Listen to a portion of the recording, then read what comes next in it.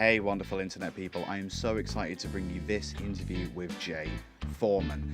Jay's a musical comedian who's seen success performing to adults, performing to children, and as we'll discuss at length in this interview, uploading content to YouTube. There's lots for you to learn in this interview about comedy, music creation, and content creation for YouTube. I'm sure you'll get a lot out of our conversation. I've also left a link to a mailing list sign-up sheet if you want to get this and other interviews as a podcast, which I will get round to doing at some point, I'm sure. So to wrap up the intro, thank you Jay for your time. It was a real pleasure to talk to you again.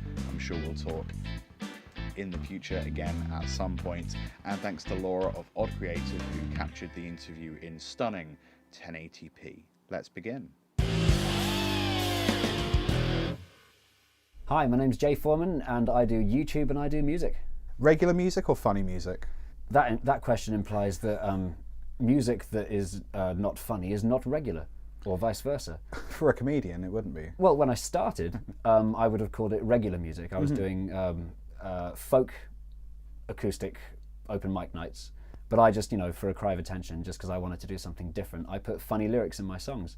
And then very, very, very slowly and gradually, I realized that what I was doing was actually closer to stand-up comedy than folk music. So that's why my songs are sort of somewhere in between comedy and regular, as you say. So the funny music was a gateway into stand-up comedy. You weren't already dabbling in stand-up before you were doing music? Yes, it was that way around. There's a lot of musical comedians who do same sort of thing as me, but they came through the opposite door, where they started doing stand-up and then they realized, you know what this needs? It needs a ukulele. And so it became then more musical. Whereas in my case, it was the other way around, where I started being extremely regular, but then realized, actually, since I'm trying to make people laugh, I should probably do jokes between the songs. And I should probably actually stand up and I should probably talk about myself a bit more. These are all things that even now come very unnaturally to me, but that's because of the door through which I came. Interesting. We'll get into YouTube and performing in a little bit, but I want to start out very early on. Can you remember what your first musical experience was? I mean, we're getting very deep here. This Yes. is like a therapy session. The Yes, earliest musical memory that I have is sat in front of my parents' record player listening to the Beatles. And when I was very young, the two albums that I'd listened to over and over again were Sgt. Pepper and Abbey Road, and I knew them off by heart, and I even knew which instrument came out of which speaker because I used to play with the balance and play with the stereo. I was obsessed with those two albums, and then I became obsessed with the Beatles in general, and to this day it's my earliest music memory. And my second earliest is a bad knockoff of Joseph and the Amazing Technicolor Dreamcoat, which I'm not as keen on anymore. How do you knock off that? It's already a pretty bad musical. How do you? So the official version that most people have, the front cover is like a colourful coat hanger that says Joseph and the Amazing Technicolor Dreamcoat, and it's got names like Jason Donovan or Philip Schofield. And the one that my parents had, I don't think it was an official one. I think it came with their new hi-fi. It has a compact disc player, so we're going to supply you with some compact discs. And one of them was this sort of, I don't know when it was from, but it wasn't the real Joseph and the Amazing Technicolor Dreamcoat. It was some bad singers. But that's the one that I knew best. That's the one that I grew up with. I'd love to find it. I just have to remember what it was called. I used to occasionally listen to the other one, the real one, if, I don't know, if it was playing at somebody else's house or they played it at school, and I wouldn't be familiar with it. I'd be like, this is being played with a bit too much aplomb. But that happened a lot when I was a kid because I had, well, I still have perfect pitch, so it meant that I was very picky about things not being quite right as they should be. And sometimes people would sing a song and I'd say, no, that's not how it goes. Why not? It's in the wrong key. And I learned eventually to stop doing that. How did you work out you had perfect pitch? I think my parents worked it out because every time I sang something, they'd play it on the compact disc player and like, how did you know that was the right key? Or I would complain, that's in the wrong key, and they'd say, how do you know? And I thought, well, doesn't everybody know? It either sounds correct or it doesn't. I had to eventually learn that most people, like literally 999 out of 1,000 people, don't need to hear exactly the key it's in, and they remember it. Weird thing about, because I've got a perfect pitch, there's actually some things that I find harder than most musicians. So for example, if you tell me to sing or play a familiar song in an unfamiliar key, I have to work harder to transpose it because in my mind that's a different song. Yes, that's interesting. I've got friends who have perfect pitch, but they've all done it through, they've all intentionally gone out of the way and really practiced to have perfect pitch, so it's a learned skill. I guess you don't actually need music lessons to have perfect pitch. No. You need music lessons to realise what it is that you have. So for example, someone that's never had a music lesson in their life could always sing something in the original key, but then it takes music lessons to realise that key must be C, and so on. So did you have music lessons at any point? Yeah, I had guitar lessons when I was about 7. Actually, the first education I had on guitar was my mum taught me to play because she was a children's party entertainer. And she taught me like the first 3 or 4 chords, and then I got a proper guitar teacher. Cool. Then I got another proper guitar teacher, and now I can still play. That's a really good guitar teacher. Then I became a guitar teacher. Wow. I've passed it on. What got you into the idea of performing? So we talked about it being music first that you wanted to perform. I used to sometimes go to these summer camps and I'd be the guy with the guitar because I was that guy. The archetype. For a cry of attention, really. Yeah. And then later when I was a student, I used to take my guitar to open mic nights. Also that guy. My uni, York Uni, there was lots of different college bars and they all had plenty of opportunities to play in front of people. And I don't know what drove me to do it. I just thought, well, I can, so I'm going to give it a go. Why not? Was it just sort of the done thing if you own a guitar and you know some songs? Yeah, loads of my friends at uni that had guitars, like they'd play their songs or they'd play covers, and it would just be a fun thing to do. Why not? Yeah. And then it never ever occurred to me that that should be something I should pursue as a proper hobby with a capital H, or let alone a job. That was never the idea, and it still isn't. I just haven't found a proper job yet. Yeah, let me know when you get one. I think we could all do the proper job. I think, hopefully one of these days I'm going to eventually I'll settle down, I'll become a chartered quantity surveyor or a systems analyst. I realise we've joked about getting a real job, but obviously this must be profitable in some way. Was there a point where you realised that you could perform as a career? Well, I always did jobs on the side. Yeah. So for the longest time, I was a tour guide driving people around London in old Mini Coopers. It was a great job. But then there came a time when I didn't have time for all of the various jobs I was juggling. Yes. I was doing YouTube, I was doing gigs, and I was being a tour guide. And there wasn't time for all 3. And I looked at my timetable and my calendar and my finances. And one day, completely by surprise, I stopped doing the day job and I had to fill in on forms. I had to be a musician or comedian, and I'm still not used to it. I still struggle to tell people that is my actual job. That's what's paying my mortgage. I am a musician, because musicians aren't real people. No. They're not serious people. I can't be one of them. So I don't think, even if I'm 75 and I'm still making my money as a comedian or YouTuber, I won't be able to admit it to myself. I certainly won't be able to admit it to my family. But most people I know that are performers, they juggle their fun job with a serious job. Yeah. That's a very, very normal thing, especially now in this economy. Do you have a songwriting process? Well, every song's a bit different, but in general, if people ask me, do you do the music first and the lyrics later, or the lyrics first and add music, which way round is it? And I always tell people, you have to do both at the same time, because if you have all your lyrics finished, and you then try and put a tune around it, the tune is going to be compromised and weird. Yeah. And the only way that you're going to end up with something you're happy with, the way it works for me anyway, is if you write them both at the same time, and don't settle on one until you're happy with both.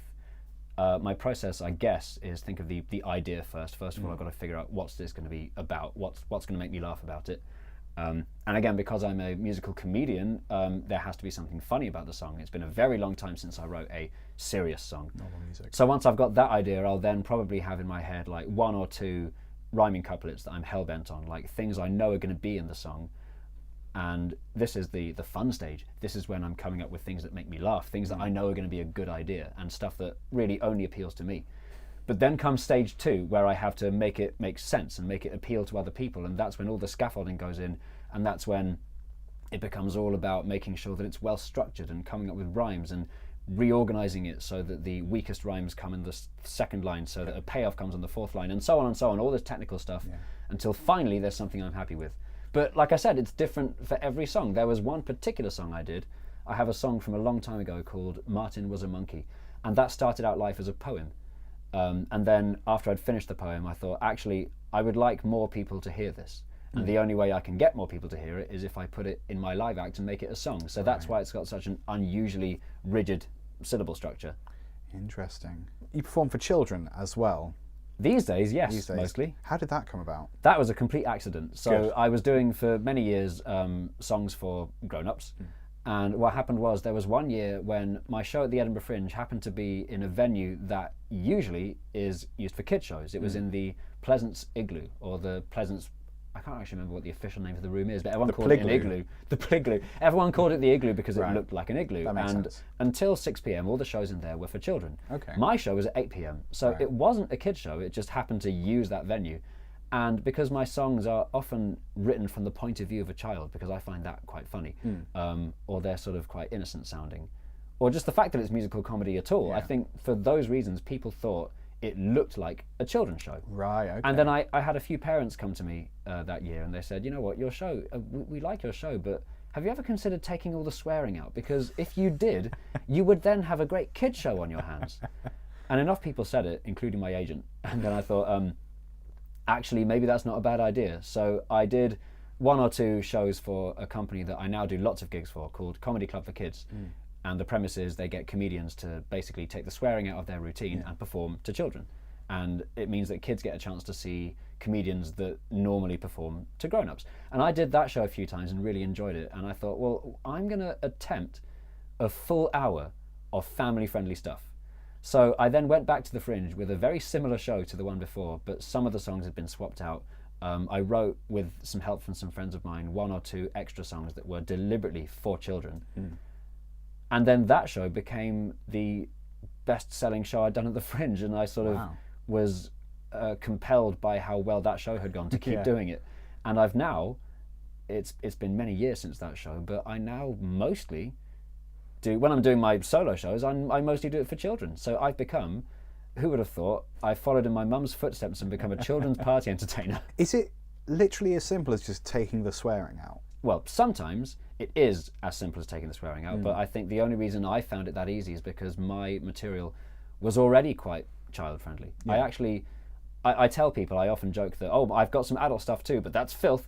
There isn't actually a lot of filth. Most of the stuff I write, I think it's a lot, it's funnier to me to write stuff that the whole family can enjoy. Third verse, same as the first and the second. Bim, bim, bim, bim, bim, bim, bim, bim, bim, bim, bim, bim, bim. Fourth verse, similar to the first, second and third. Bim, bim, bim, bim, bim, bom, bim, bim, bim, bim, bom, bim, bim, bim, bim, bom. Fifth verse, completely different from the first, second, third and fourth. The thing that I find hard, if you're writing something for kids, is not to make sure you're not including any swearing. It's to make sure that you're not relying on references to things that the kids have no hope of understanding. Because kids, they're not stupid, they just have nowhere near as much world experience as grown-ups. They just don't care about the minor strikes. Exactly, and if I wanted to write a song that had a reference to, let's say, Neil Kinnock. Right. See, to me, that's quite a funny reference, because it's, why are you talking about someone who's not been involved in politics for 30, 40 years? You can't do that with kids. You can't fall back on that's something no one's thought about for a long time. You also can't do references to TV shows and movies because they haven't seen most of them. And if you do want to do references that kids understand, it has to be the programs that they like. And I don't like a lot of kids' TV now. So I have to rely on, you know, if I'm referencing things, it has to be things they know about, like food or the weather or animals. How do you find younger people as an audience? Are they more appreciative? Do they heckle less? When a kids' audience appreciates what I'm doing, it's a really fantastic feeling, because kids, they don't pretend to like it. Okay. When you're doing a gig for grown-ups, they know it's a comedy show and they have to behave themselves, they have to clap, and worse still, they have to laugh when something has the cadence of a joke. But kids don't do that. So when they laugh, they mean it, and that's great. However, on the other hand, kids are so unpredictable. And sometimes they can be really annoying. Sometimes what I'm doing on stage is not so much entertaining them as babysitting. And I've learned, if you show the slightest sign of weakness, if you sort of tell one kid to shut up, no matter how funny it is to like suddenly go, shut up, the other kids will cotton on and they'll start making noise. And then it doesn't matter if you're the best comedian in the world, like, you've lost them. There's really not a lot you can do once the audience have decided that they're against you. It's very similar to drunken hecklers on a Friday night. So, you know, you actually learn a lot about how to treat drunken audience members from how to treat kids. Because again, you can't fall back on the shut up because it won't work. Yeah. It's interesting, we were talking about YouTube earlier, and a lot of your YouTube stuff feels, I really hate the word edutainment, but it feels educational and entertaining, but in a very family-friendly way. The fact that there's a word for that implies that the two are not supposed to go together. Well, you know, quite. it's either entertaining Yeah. or you learn something. It can't possibly do both. So yeah, that irritates me too. That term. Good, I'm glad. How did you come to make content for YouTube? The first video that I made for YouTube was an episode of Unfinished London, and we made it because me and my friend Paul, who we still make it together, we were looking for work in proper telly. Right. He wanted to do stuff behind the camera. He wanted to be either a camera operator or director, and I wanted to write and possibly present. We both just wanted to be involved in that world, and so we decided to hire some equipment from, I can't remember how we did it, but we got some equipment from someone, and we made this film and put it on this video sharing website, youtube.com. And the reason that it was in the style that it is, where it's full of jokes, is because I thought that was the best way to tell the story. Yeah. Where the jokes don't get in the way of the thing that you're educating about. The jokes help you remember it. The jokes help you learn what it's about. Yeah. And to our delight, people enjoyed it, and they asked us to make more, and so we are now 10 years later still making more. So you must have been on YouTube quite early then, because it's sort of, it feels like such an established thing, but I guess, as you said, this video sharing website, that is exactly what it was 10 years ago. It's just, Yeah. This is somewhere you can put videos. I mean, if I tell people that my first video was from 2009, you know, they might react and say, well, that means you've been a YouTuber for 10 years. And I'll tell them that's not how it works, because when we uploaded the video in those days, like I say, youtube.com, it was just this website where you'd share your video, but there was no such thing as doing YouTube for a career. It was that was a ridiculous notion. Yeah, not a and thing. it only occurred to me that I was doing it as a career, like about less than a year ago, really. Do you have a favourite video that you've uploaded to YouTube? My favourite video series that I've done, because I've done lots of series, is Yeah. there was ones about politics, there was ones about maps with Mark Cooper-Jones. My favourite is Unfinished London, because that was the first one that we did, and that's our baby, and I think that's something that we were always going to make, because it combines all of my interests, and because it's history, which I've now become very interested in and geeky about, and it's, you know, we've managed to put our sense of humour in it, so I'm very pleased with those ones. It's either that, or one time I uploaded a video that was only about 30 seconds long that proved that the intro to Paul McCartney's song New was very similar to the theme music from Button Moon. I was very happy with that video, but only about 1,000 people watched it. Yeah, it's always the stuff that you're proud of that people tend not to care about. Well, this is interesting, because disheartening. I mean, those videos, like the ones I was just talking about, Unfinished London, Map Men, and the ones about politics, you know, they take a lot of time and a lot of hard work, and a lot of money goes into those. Yeah. And yet the video on my channel that's had the most views is a live clip of me doing my syllables trick in a gig. And that must have taken me about 10 minutes to edit together and put online, and that's had 7-point-something million views.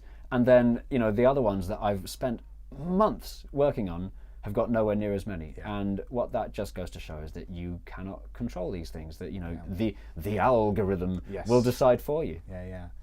A lot of people who talk about creating content for YouTube tend to say if you can document things that you're doing already rather than making stuff explicitly and exclusively for YouTube, you tend to get a better reaction. So maybe that's the case in this. It's the thing that you had already done. You'd already done the performance. That's true, but then on the other side of the argument, you don't want too much stuff on YouTube which is just people waking up and sitting on the end of their bed and saying, okay, so today I'm going to talk about myself.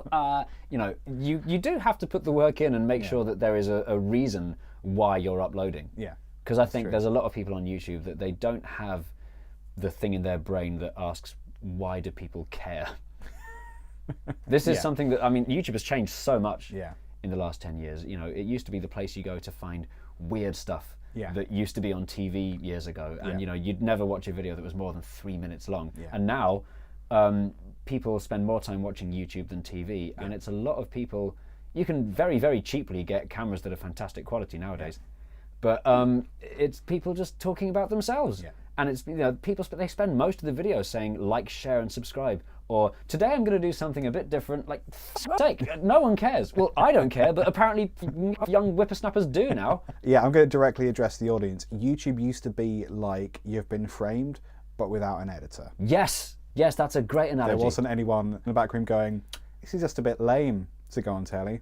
That was one of the appeals of YouTube in the early days, was you'd find stuff that was a bit too weird for TV. Do you remember the very early days of the internet when it was all about Flash animations? And Flash is, like, it's almost completely disappeared now. Yeah. But there used to be a website that I loved called rathergood.com. I revisited rathergood.com and all the other things that we used to spread and share around. You know, when I was 15, we used to, can you believe it, we used to send emails to each other and say, have you seen this thing I found on the internet?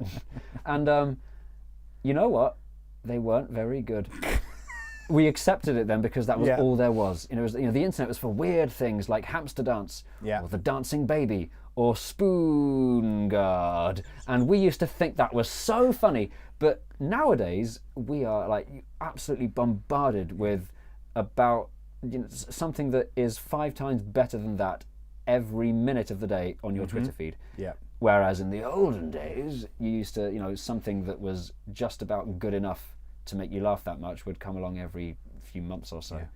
The internet is so different now. It's become a scary, horrible place. So you mentioned a few questions ago that it was only sort of a year ago that you would consider yourself a YouTuber, whatever that means. Yeah.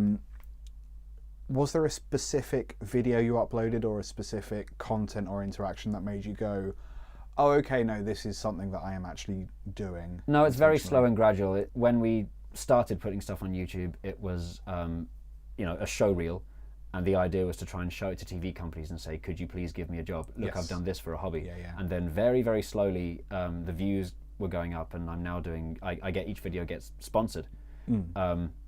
But it's hard to say when was the precise moment, which was the precise video when it stopped being a hobby and started being a job. It's, I don't think there was one moment. I think it's slowly crept up on me. It's still slowly creeping up on me. Right, so this is my signature end question. Yes.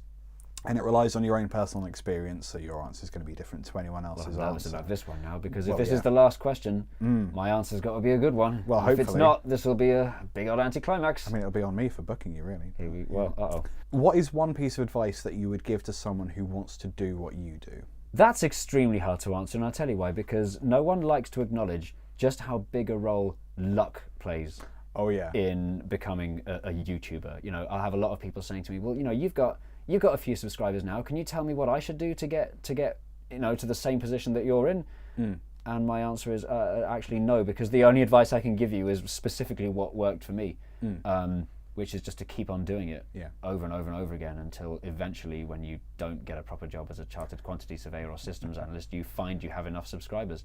You basically, if your stuff is good and if you're doing something that nobody else is doing, if you keep at it, you might have some success. But YouTube is full of thousands and thousands of people who are extremely talented, and what they're making is great, but only 5 people have seen each of their videos because they just... Jay's talking about me. Yeah.